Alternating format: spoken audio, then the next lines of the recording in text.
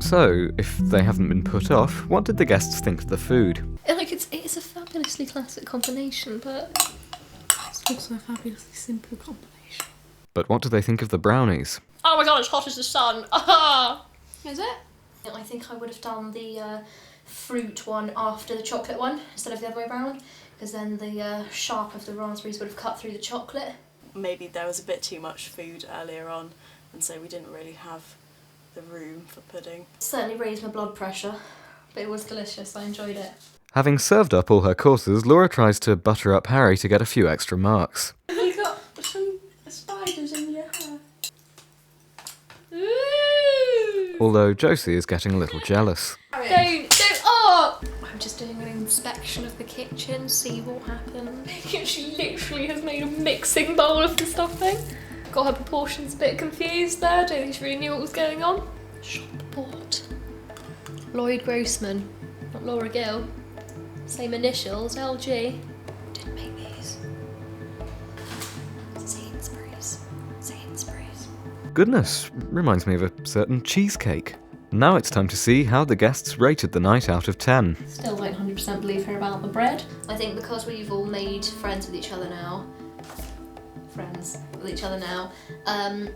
I think everyone felt more relaxed and more calm and more comfortable around each other, which was nice. And it was a shame not to see Harry again, but I don't think anyone really missed him. She does have a very different lifestyle to the rest of us, but I think that moved on and we moved past that and we just realised that actually she's just a human being. A gold-plated human being with 2 Polish cleaners, but still a human being nonetheless. I think me and Hannah have bonded over our mutual disappointment in young Harry Samuel. Definitely, it just being girls, I think we've overcome our differences, and the fact that I've welcomed her into my house and that she hasn't stolen anything, as far as I can see. But now it's time for the all-important results. Hearty 8, I think is very, very good. Thank you very much, Laura, for a fantastic evening. Yes, I give it 2 out of 10. It was really good, and I really enjoyed it. And the atmosphere was really nice until Harry ruined everything. But apart from that, what was it now? I'm confused now what I'm saying. They were a 7. So that gives Laura 15 points. However, I'm not sorry to say that we have had to disqualify Harry from the competition, which also puts Hannah's score down to 15.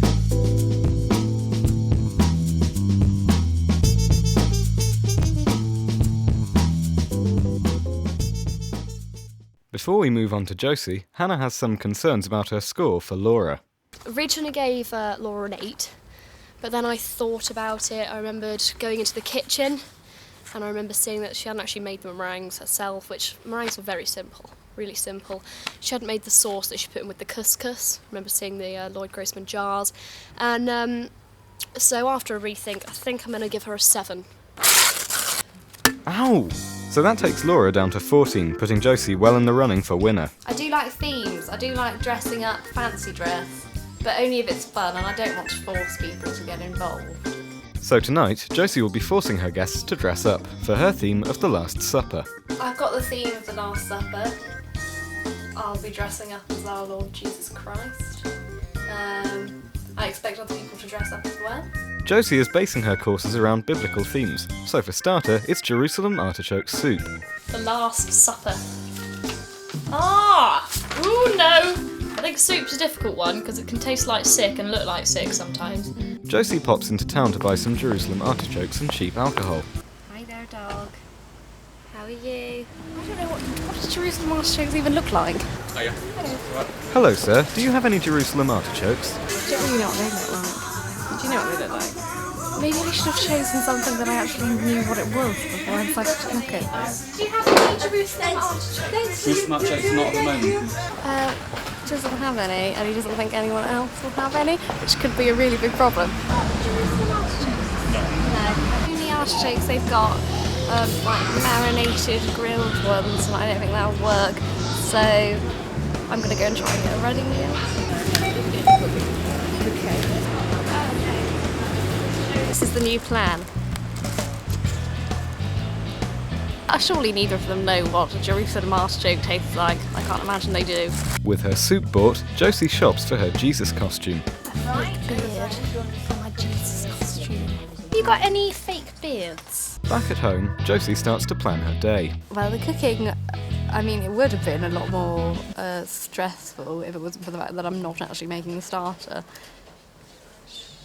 But I've made the dessert already, so I don't have to start my main course until this evening, really. So, with plenty of time to spare, Josie relaxes in her favourite way. I quite like Guns N' Roses.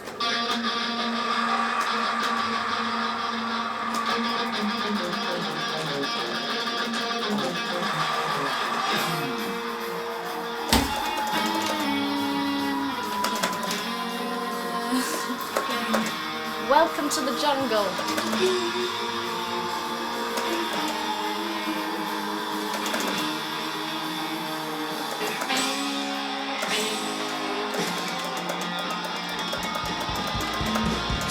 Hannah didn't make a dessert. Laura put the stuff in like the microwave, whatever. Cooked like Laura's, and Harry did fucking pot noodles. I'm gonna win. Josie's winning main is red wine roasted vegetables with pea puree and carrot rush tea. Red wine, you would expect for there to be alcohol in almost everything. And for dessert, it's chocolate bread and butter pudding. This is the text I got from Harry earlier. Says he's not going to be able to make it because he's been struck by lightning. He lives in the same part of the country, unless we would have noticed if there was a school. Josie begins work on her starter by putting her soup in a bowl. Should probably learn what vegetables are in this, shouldn't I? She wraps it in cling film and puts it in the fridge. Now I've just got to put all these containers somewhere they'll never ever be found. I don't want to repeat what happened to Harry. A bin! They'll never look there. So totally ready to cook. Okay, well now I've got to grate the carrot, and that should be fine for like a normal person, but I actually find grating carrots really hard and grating anything really hard.